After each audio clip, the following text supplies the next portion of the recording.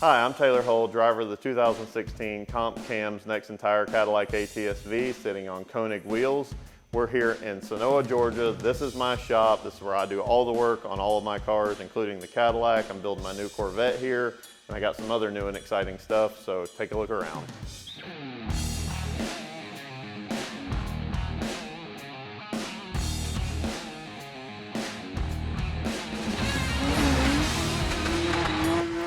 So right here is my old and busted but tried and true tire machine. This is mounted many 100 tires as I go to clutch kickers or FD. This is kind of the first place where we come and prepare, so had to do a little bit of maintenance on it, but overall pretty good machine.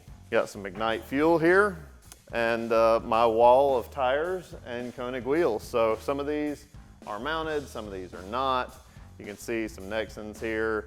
Got some old stock of Achilles, and this is a lot of the stuff that we use for testing and for fun days, but pretty much a whole wall of tires. So coming over into the corner, got some Ignite fuel stashed back here, but right here is kind of where the magic's about to happen. This behind me is a Edelbrock 416 crate engine that you can buy straight off of their website or go to Jegs or Summit or any of the other retailers that sell that stuff.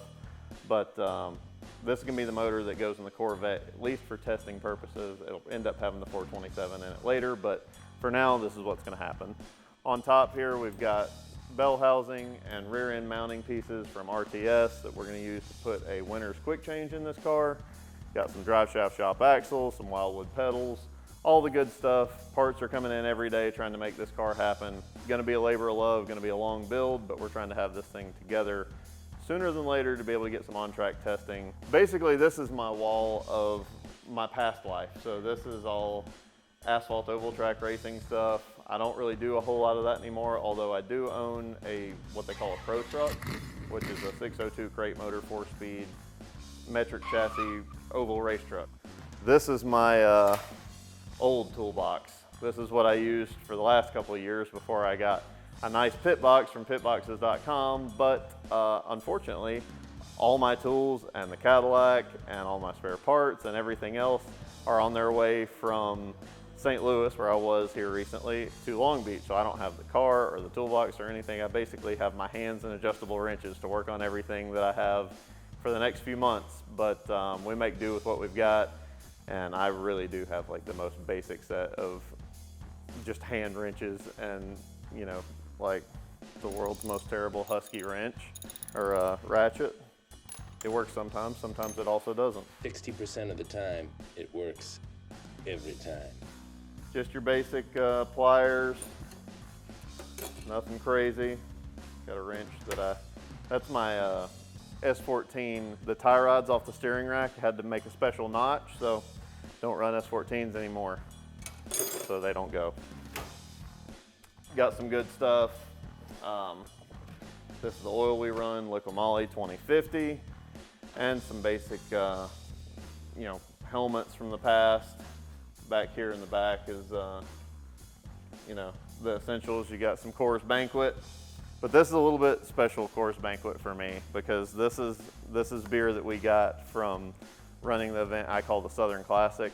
So what we do is start in Atlanta, we race over to Texarkana, Texas, pick up this here bottle of Coors Banquet and back to Atlanta. Fastest one wins. So I did this one in 14 hours and 42 minutes, which averaged right about 92 miles an hour, I think.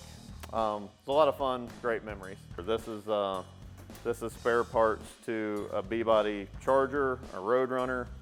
That's spare parts to my Duster that I call Stonewall, and then this is just like random nuts and bolts. I literally have LS Random written on this one. So trophies. I'd be lying to you if I could tell you every single one of these and what they are, but kind of going left to right, I always had a weird thing about keeping the champagne bottles too. So I got a few champagne bottles up there from the clutch kickers rounds that we've won and podiumed at. Kind of on the left, the very far left, is my win from running a Thunder Roadster at Bristol Motor Speedway. A lot of wins from Legends cars. That's Holly LS Fest 2018, I think. A lot more oval track stuff. You see some checks. That was good.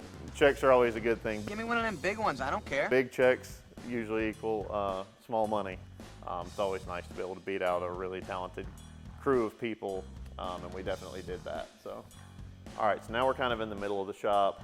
Over here to my right, I've got my tubing bender. Use that for bash bars, roll cages, the whole deal. You can see I've got a car right here next to me that I just finished a roll cage with.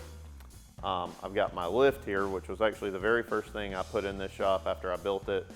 This shop I've been in about 4 years now. I did all the grading work myself and all the clearing, just tried to save some money. Behind me here is my car for next year. This is a 2011 C6 Corvette. As you can see, there's not a lot to it right now, but I've stripped the car out. There's really not any suspension components left. We're not going to use any of that anyway. I did just finish putting the roll cage in. We did all that here in the shop. I welded it up, I bent it all, whole thing. So just finished mounting up some OMP seats. And now we are about to start steering and suspension and mounting up the winter's quick change and figuring out what we're going to do for our yellow speed coilovers, because they don't make coilovers for this yet, but we're about to start doing that and fabbing it all up. And of course, at the end, we're going to put some Konig wheels on it, make it look good and have that stance just perfect. Which brings me to this car. So this one's sitting on our Konigs from 2 years ago. We're going to be running these for this Mustang. It's a 2005 Mustang GT. Nothing really all that special about it mechanically. It's a stock motor, manual transmission, but it does have an angle kit. It's got a handbrake, dual calipers, welded diff, coilovers, that whole deal. Pretty basic entry-level drift car. We're going to be starting a drift school. I'm calling it Drift University. I'm going to be offering classes for beginners, intermediate, tandem, and then we're going to be renting these cars out too. So if you want to take this thing out to your local track day or clutch kickers or something like that, these will be available for rental, and we'll have trackside support. It'll come with tires and fuel and everything you need. Just show up with a helmet and have a good time. So this is our pit box. This is what I got from Ricky Sanders at pitboxes.com. This is the first year being able to run something like this. It's kind of in disarray because I just unloaded it yesterday coming back from St. Louis, but it's a really nice setup.